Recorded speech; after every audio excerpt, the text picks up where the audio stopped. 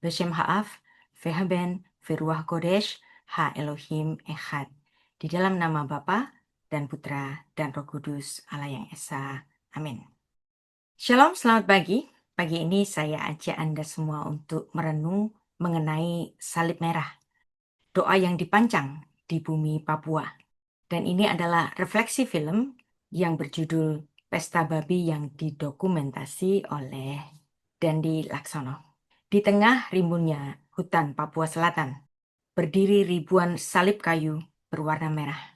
Salib-salib itu tidak berada di halaman gereja. Salib-salib merah itu ditancapkan di tengah hutan, di tepi sungai, di makam leluhur, di tanah-tanah adat, dan di wilayah-wilayah yang menjadi sumber kehidupan masyarakat adat. Salib-salib merah dan palang adat telah ditanam di berbagai wilayah Papua Selatan. Salib-salib merah itu berdiri sebagai saksi bahwa perlawanan tidak selalu berbentuk teriakan, namun hadir sebagai doa yang ditancapkan ke tanah. Bagi sebagian orang yang melihatnya dari kejauhan, salib merah itu mungkin tampak seperti simbol keagamaan biasa.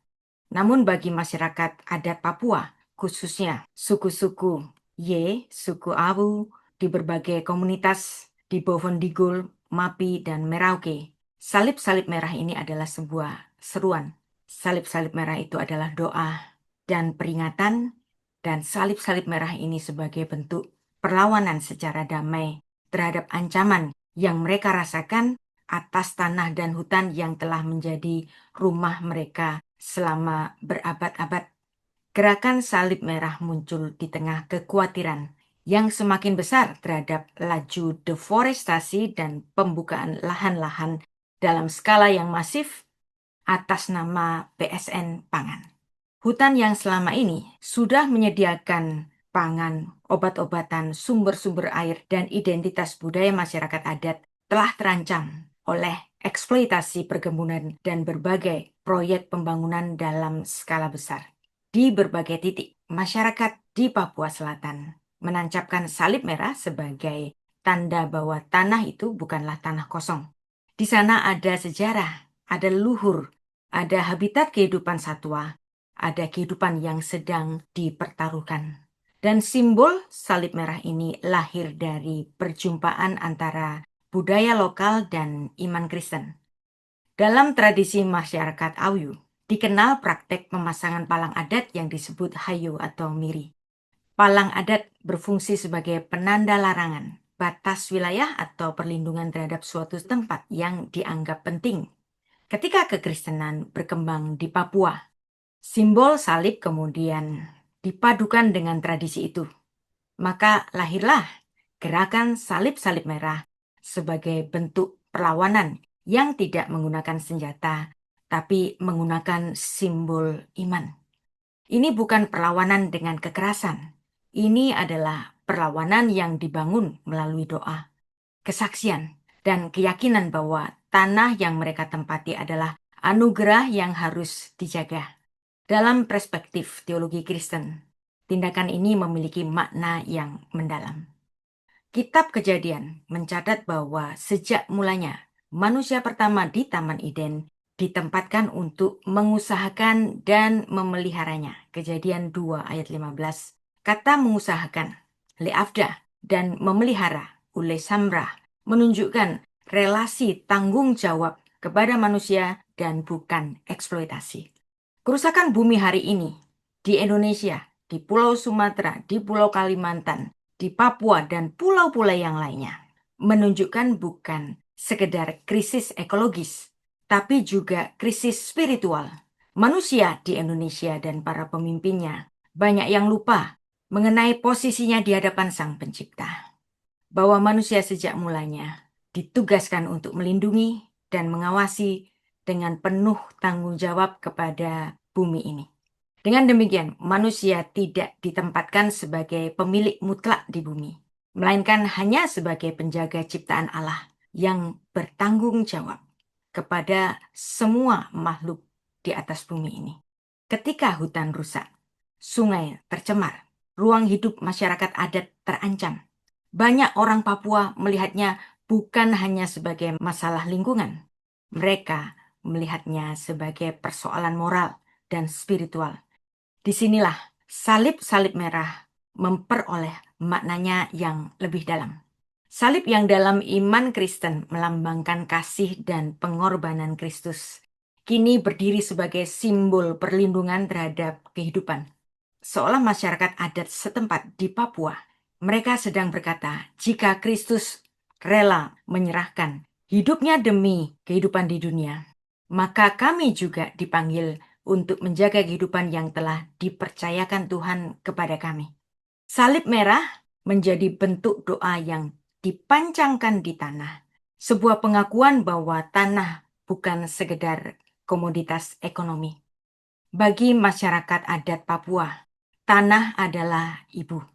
Tanah adalah identitas. Tanah adalah tempat di mana kisah leluhur diwariskan dari generasi ke generasi, dan pandangan ini memiliki kemiripan yang sangat kuat dengan konsep Alkitab Ibrani. Dalam Imamat 25 ayat 23, Tuhan berfirman, tanah jangan dijual mutlak, karena aku pemilik tanah itu. Ayat ini mengingatkan bahwa manusia hanya pendatang, manusia hanya pengelola di atas bumi miliknya Tuhan. Ketika tanah diperlakukan semata-mata sebagai objek eksploitasi, hubungan antara manusia, alam, dan Sang Pencipta menjadi rusak. Karena itu, gerakan salib merah di Papua tidak hanya berbicara tentang hutan. Salib merah di Papua sedang berbicara tentang hubungan yang sedang terluka. Hubungan manusia dengan tanah, hubungan manusia dengan leluhurnya, hubungan manusia dengan sesamanya, hubungan manusia dengan makhluk-makhluk lainnya, dan hubungan manusia dengan Tuhan. Dalam filsafat Ibrani, kondisi ideal itu disebut dengan shalom. Shalom bukan sekedar tidak adanya konflik. Shalom adalah keadaan ketika seluruh ciptaan hidup di dalam harmoni. Manusia hidup selaras dengan Allah, sesama manusianya, dan juga alam sekitarnya. Ketika hutan ditebang secara membabi buta dan tanpa batas, ketika sungai kehilangan kehidupan, dan ketika masyarakat adat kehilangan ruang hidupnya, maka shalom mengalami keretakan. Salib-salib merah yang berdiri di tengah hutan Papua sesungguhnya adalah seruan untuk memulihkan shalom itu. Salib-salib merah yang tertancap di bumi Papua adalah untuk mengingatkan kepada dunia, bukan kepada bangsa Indonesia saja, bahwa pembangunan tidak boleh mengorbankan kehidupan-kehidupan yang lain. Dan itu semua tidak dapat ditutup dengan jargon PSN atas nama pangan dan legalitas-legalitas buatan penguasa negeri yang sedang memiliki kuasa di negeri ini.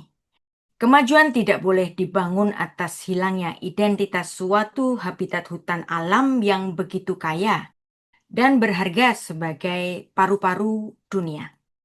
Dan iman tidak boleh dipisahkan dengan tanggung jawab menjaga bumi yang dipercayakan Tuhan kepada manusia. Itulah sebabnya salib-salib merah itu tetap berdiri di hutan-hutan di Papua. Salib-salib itu diam, tidak bicara, tidak berteriak, tapi menyampaikan pesan yang sangat kuat. Bahwa ada masyarakat Papua yang sedang berjuang mempertahankan rumahnya, bahwa ada hutan yang sedang memohon untuk dijaga, dan bahwa di tengah berbagai kepentingan ekonomi dan politik, masih ada orang-orang yang percaya bahwa tanah, hutan, dan kehidupan adalah sesuatu yang sakral.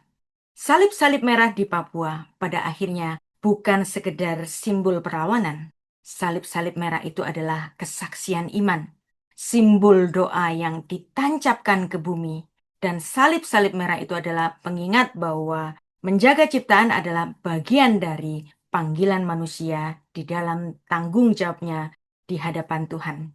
Ketika hutan dibabat, yang hilang bukan hanya kayu. Yang ikut runtuh adalah sumber pangan yang ada di hutan itu. Hilangnya banyak sekali jenis satwa dan habitatnya. Lenyapnya obat-obatan herbal yang seringkali sangat langka, dan juga pengetahuan juga relasi panjang antara manusia dengan alam. Maka salib-salib merah yang ada di Papua menjadi bahasa yang terakhir yang dipahami warga Papua untuk melindungi semuanya itu. Perjuangan masyarakat Papua bukan penolakan atas masa depan. Justru sebaliknya, ini tentang memastikan masa depan yang masih punya tempat berpijak, masih punya hutan untuk diwariskan, dan masih punya tanah untuk didoakan. Di balik peta-peta proyek strategis nasional yang digembar-gemborkan sebagai pembangunan, terbentang relung-relung hidup yang dihuni oleh ingatan leluhur dan masyarakat adat, yaitu ritus tanah dan nafas adat yang telah berdenyut jauh sebelum para penguasa yang tidak tinggal di situ, tapi kebanyakan tinggal di Jawa, yang tidak memahami betapa berharganya tanah itu. Penguasa-penguasa dengan enaknya meluncurkan izin-izin dengan dikemas kawasan pangan. Tetapi untuk kroni-kroninya sendiri, untuk beberapa keluarga saja yang menikmati semuanya itu. Film Pesta Babi membongkar topeng tamak para penguasa dan pengusaha yang mengemas perampasan sebagai modernisasi, penggusuran sebagai penertiban, dan penghancuran hutan adat sebagai ketahanan pangan. Ketamakan itu tidak hanya sebatas merampas lahan, tetapi juga merobek tatanan kosmik, meludahi makam leluhur, dan membungkam suara tanah dengan uang dan moncong senjata. Papua bukan tanah kosong, dan karena itu setiap hektar yang direbut, setiap sungai yang dicemarkan, serta setiap upacara adat yang diinjak adalah darah yang ditumpahkan di dalam pesta panjang para penguasa yang haus akan kuasa dan juga ketamakan untuk memenuhi pundi-pundi rekening mereka.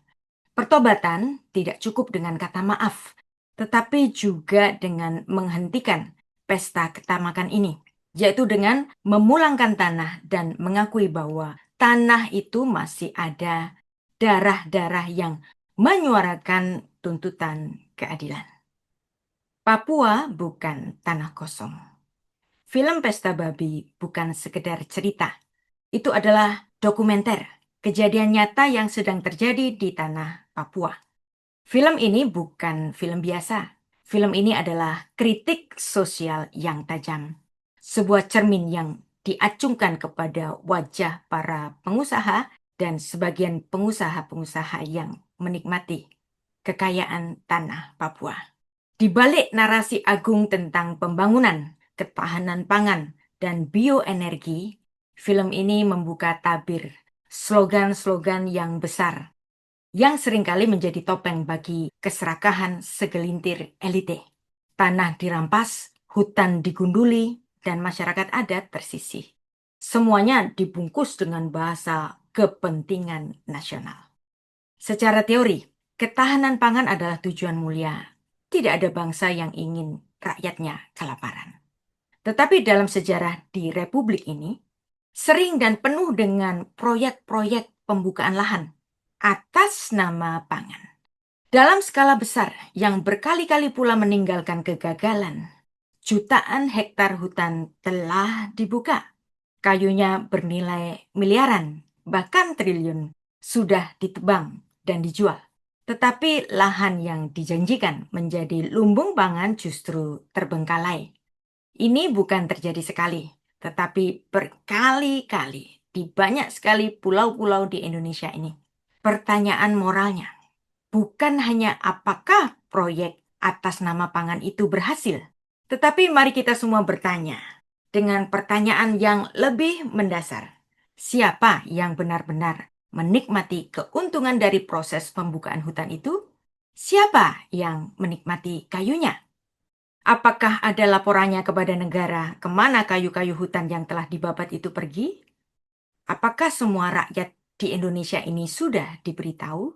Sebelum bibit sawit, padi, singkong ditanam pada hutan yang telah dibabat itu, kayunya sudah keluar.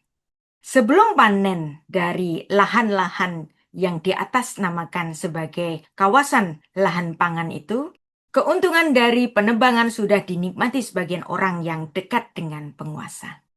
Maka wajar jika publik curiga proyek-proyek semacam ini lebih banyak menguntungkan jaringan penguasa dan pengusaha daripada masyarakat luas yang dijadikan alasan pembenaran. Apa yang terjadi di Indonesia ini? Yaitu dosa tamak. Film Pesta Babi yang didokumentasi oleh Dandi Laksono ini mendokumentasi kerusakan negeri yang awal dan ujungnya adalah tamak, keserakahan. Dalam perspektif kitab suci Ibrani, masalah utamanya bukan sekedar kebijakan yang keliru, melainkan ketamakan, keserakahan. Bahasa Ibraninya betsa. Nabi Yesaya mengecam mereka yang menambah rumah demi rumah dan ladang demi ladang, sehingga tidak ada ruang bagi orang lain.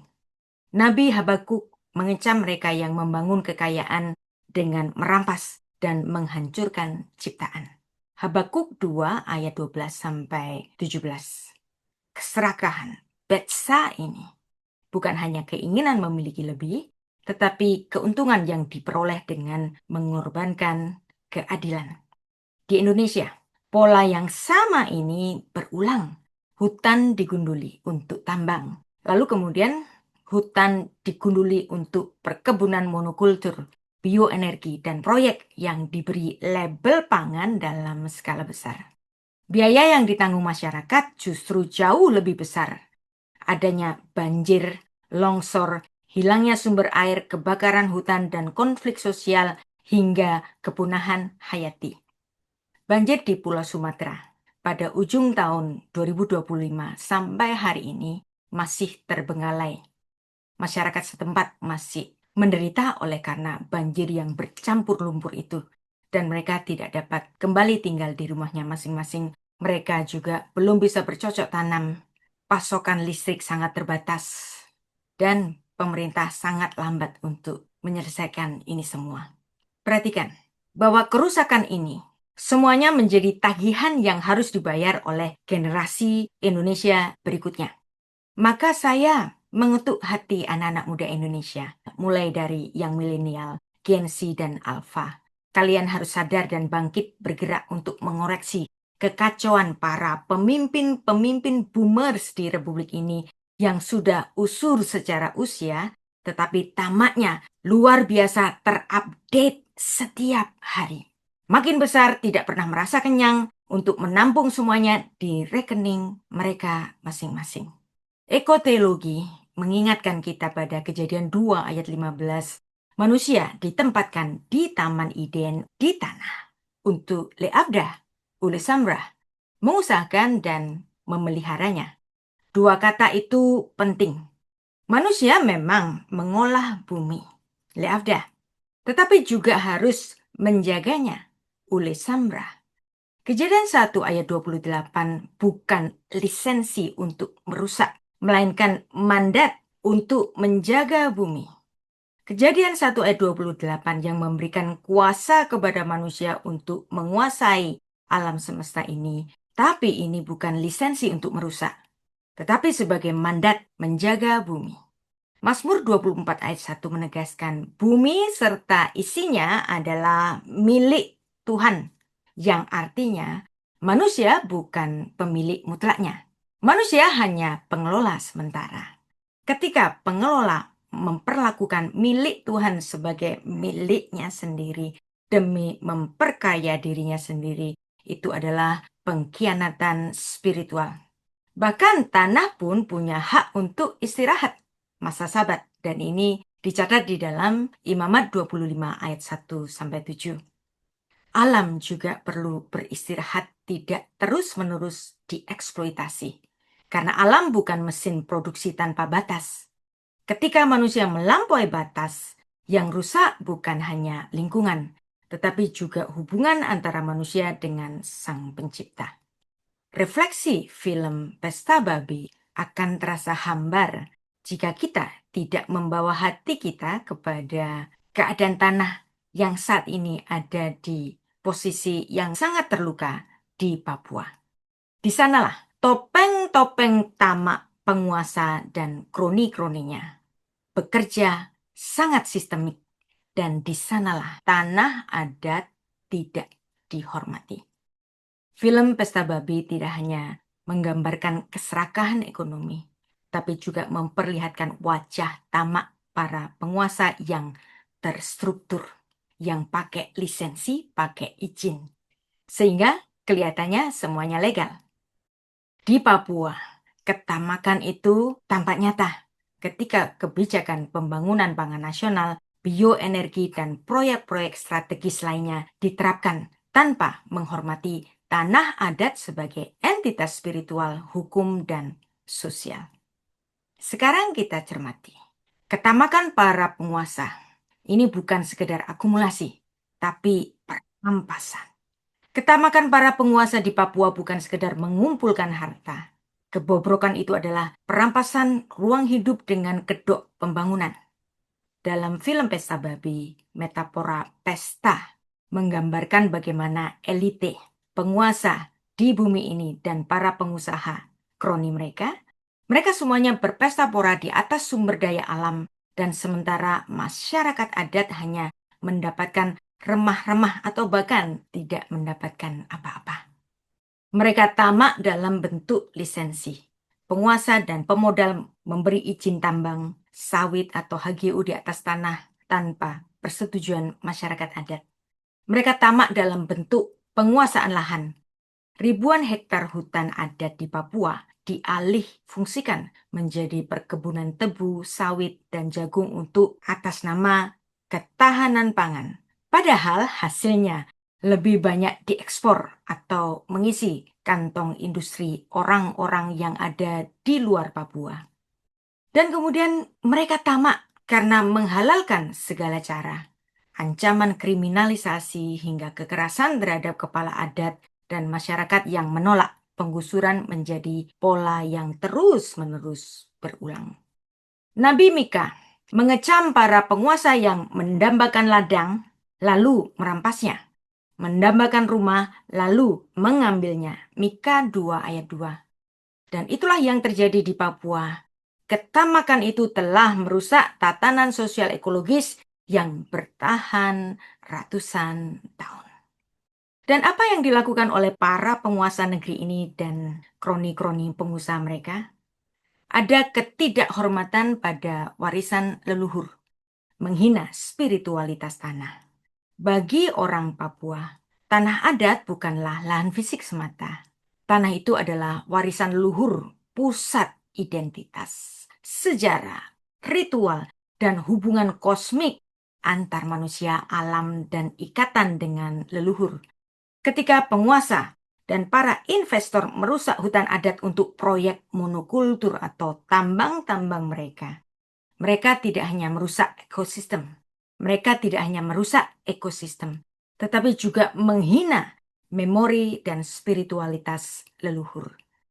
Di dalam budaya Mei, Dani, Amungme, Kamoro, atau Biak, setiap bukit, sungai, dan gua memiliki nama, cerita, dan aturan adat yang mengikat.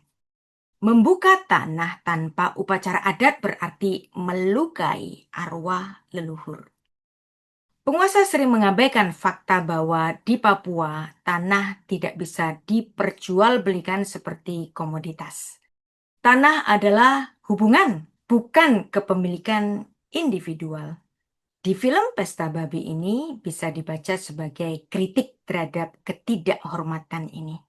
Adegan-adegan di film itu menampilkan simbol-simbol adat yang diabaikan atau dihancurkan demi proyek modernisasi dan atas nama PSN Pangan. Ini semua adalah cerminan nyata dari apa yang terjadi di Tanah Tabi, Paniai, Timika, hingga Boven Digul.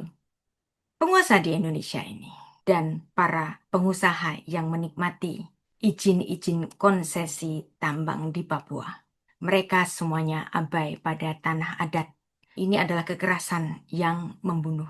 Pengabaian terhadap tanah di Papua terjadi dalam dua bentuk. Abai secara hukum, bahwa negara sering tidak mengakui peta wilayah adat yang dibuat sendiri oleh masyarakat. Undang-undang desa dan undang-undang cipta kerja memperlemah posisi tanah adat dengan balutan izin investasi. Penguasa dan pengusaha abai secara moral spiritual. Penguasa dan aparat tidak pernah meminta maaf secara adat ketika mereka telah merusak situs-situs suci, makam leluhur atau hutan keramat. Tidak ada upacara sara atau pala sebagai pemulihan relasi. Dalam teologi ekologis, pengabaian ini adalah pelanggaran terhadap perjanjian kosmis. Kejadian 9 ayat 8-17. Tuhan mengikat perjanjian dengan segala makhluk yang hidup termasuk tanah, pohon, dan air. Mengabaikan tanah berarti mengabaikan suara tanah yang adalah suara Tuhan. Di Papua, tanah adat adalah covenant, perjanjian yang hidup. Tidak ada ajaran Alkitab yang memisahkan manusia dari tanah. Nyatanya, manusia terbuat dari tanah, Adamah, dan orang-orang Papua membaca firman Tuhan melalui sungai, gunung, tarian adat, dan upacara-upacara syukur adat mereka. Ketika penguasa merusak tanah, mereka sedang merusak kitab suci orang Papua. Dan kita harus menyadari, tanah Papua tidak diam. Tanah Papua berseru. Inilah refleksi film Pesta Babi dalam konteks Papua yang mengingatkan bahwa krisis ekologis pada hakikatnya adalah krisis moral dan spiritual. Kerusakan hutan, perampasan tanah adat, dan hilangnya ruang hidup masyarakat bukan semata-mata akibat kegagalan kebijakan, melainkan buah dari apa yang disebut oleh para nabi di kitab suci yang dicatat di dalam Alkitab kita dalam kata Ibrani betsa, ketamakan, keserakahan akan keuntungan yang diperoleh dengan mengorbankan hidup makhluk-makhluk yang lainnya. Dalam pandangan kitab suci, tanah bukanlah komoditas yang dapat diperdagangkan sesuka hati manusia. Tuhan berkata, tanah itu milikku, Imamat 25 ayat 23. Maka manusia hanyalah para penjaga yang mengusahakan dan yang dipanggil untuk le'abda oleh Samrah, mengusahakan dan memeliharanya sesuai yang dicatat di dalam Kejadian 2 ayat 15. Ketika hutan ditebang tanpa rasa hormat kepada masyarakat adat, ketika tanah adat ini dirampas demi laba segelintir orang, maka yang rusak bukan hanya ekosistem, melainkan juga shalom, harmoni antar manusia, alam, dan sang pencipta. Karena itu, pertobatan ekologi tidak cukup diwujudkan melalui program penghijauan atau kompensasi ekonomi. Pertobatan sejati harus dimulai dari pengakuan dosa. Dosa ketamakan, betsa, dan dosa ketidakhormatan terhadap martabat masyarakat adat sebagai penjaga ciptaan. Dalam konteks Papua, pertobatan itu menuntut langkah-langkah yang nyata. Pertama, perlu ada moratorium terhadap proyek-proyek ekstraktif dan pembukaan lahan di wilayah adat yang tidak memperoleh persetujuan bebas. Harus didahulukan dan diinformasikan secara utuh. Jangan mengabaikan suara masyarakat adat, karena itu berarti mengabaikan mereka yang selama turun-temurun menjaga tanah itu. Yang kedua, harus ada pemulihan hak untuk tanah adat melalui mekanisme adat yang menghormati otoritas para tetua dan para pemangku adat. Dalam banyak tradisi Papua, tanah bukan sekedar aset ekonomi, melainkan bagian dari identitas, sejarah, dan relasi spiritual dengan para leluhur mereka. Karena itu, pemulihannya adalah relasi spiritual dengan leluhur. Karena itu, pemulihannya tidak dapat direduksi menjadi prosedur administrasi belaka. Dan yang ketiga, harus ada permintaan maaf publik secara adat dari negara dan korporasi kepada masyarakat yang telah kehilangan tanah, hutan, dan sumber kehidupannya. Dalam tradisi Alkitab maupun adat, rekonsiliasi ini selalu diawali dengan pengakuan kesalahan. Tidak ada pemulihan tanpa kebenaran, dan tidak ada perdamaian tanpa pertobatan. Film Pesta Babi pada akhirnya mengajukan pertanyaan yang profetis kepada kita semua. Apakah pembangunan akan terus dibangun di atas logika betsa, ketamakan, keserakahan, yang keuntungannya mengorbankan kehidupan? Apakah kita berani kembali kepada panggilan awal manusia sebagai penjaga ciptaan Allah? Sebab itu hutan bukan hanya sumber daya, tanah bukan hanya aset, dan masyarakat adat bukan hambatan untuk pembangunan. Masyarakat adat jangan dijadikan musuh untuk proyek-proyek PSN pangan. Mereka adalah bagian dari ciptaan yang dipercayakan Allah kepada manusia untuk dijaga dalam semangat syamar, melindungi, memelihara, dan merawat kehidupan agar shalom tetap tinggal di bumi ini. Film Pesta Babi adalah cermin bagi bangsa Indonesia. Di balik pesta pembangunan dan ketahanan pangan ada tumpukan tulang belulang ekologis yang menimbulkan luka budaya, khususnya di Papua ini, akibat para penguasa dan pengusaha-pengusaha yang tamak dan abai pada tanah adat. Ini adalah dua sisi mata uang yang sama, dosa struktural yang merampas masa depan anak-anak cucu kita. Sebagaimana Nabi Hosea berseru dengan firman Tuhan, "Hai orang Israel, sebab Tuhan mempunyai perkara dengan penduduk negeri ini, karena tidak ada kesetiaan dan tidak ada kasih dan tidak ada pengenalan akan Allah di negeri ini, mengutuk, berbohong, membunuh, mencuri, berzinah, dan semuanya itu melampaui batas." Hosea 4 ayat 1-2. Di Papua hari ini telah melampaui batas, kebangetan hal yang dilakukan oleh para penguasa dan kroni-kroninya sendiri. Dan itu merampas tanah leluhur demi pesta babi para penguasa. Masalah terbesar di Indonesia sesungguhnya bukan kekurangan lahan, hutan, atau sumber daya. Indonesia adalah salah satu negeri yang terkaya di dunia. Masalah utamanya adalah ketamakan, keserakahan yang mengubah berkat menjadi kutuk.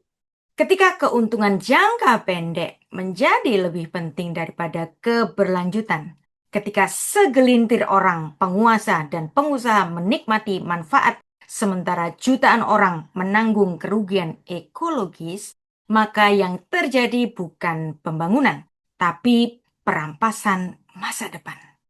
Dalam bahasa para nabi, dosa ekologis bukan hanya soal pohon yang ditebang, tetapi tentang hati manusia yang menolak batas.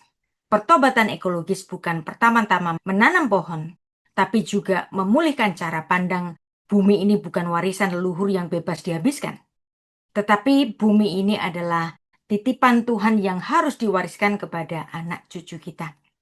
Sebagaimana dalam Mazmur 115 ayat 16. Langit itu kepunyaan Tuhan dan bumi itu telah diberikan kepadanya, kepada anak-anak manusia. Tanah diberikan Tuhan kepada masyarakat adat bukan untuk dijarah habis-habisan, tapi untuk dijaga. Bukan untuk dipesta babikan oleh ketamakan-ketamakan penguasa dan pengusaha yang tidak pernah mengenal kata cukup.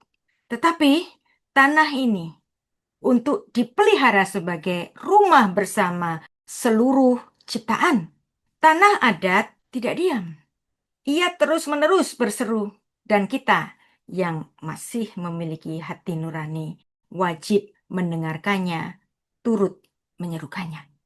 Film Pesta Babi mengingatkan kita bahwa ketika ketamakan betsa, keserakahan berbicara lebih keras daripada hati nurani. Tanah yang seharusnya memiliki kehidupan berubah menjadi korban ambisi manusia. Pertanyaannya, bukan hanya siapa yang memiliki hutan, tetapi apakah kita masih mampu melihat bumi sebagai titipan Allah dan bukan sekedar komoditas ekonomi. Sebab pada akhirnya Tuhan tidak akan bertanya berapa banyak yang kita ambil dari bumi, tapi seberapa setia kita manusia menjaga alam ini. Indonesia perlu pertobatan nasional untuk ekologi. Dan mari kita terus berdoa untuk pemulihan bagi negeri Indonesia yang sedang sakit ini. Tuhan Yesus memberkati.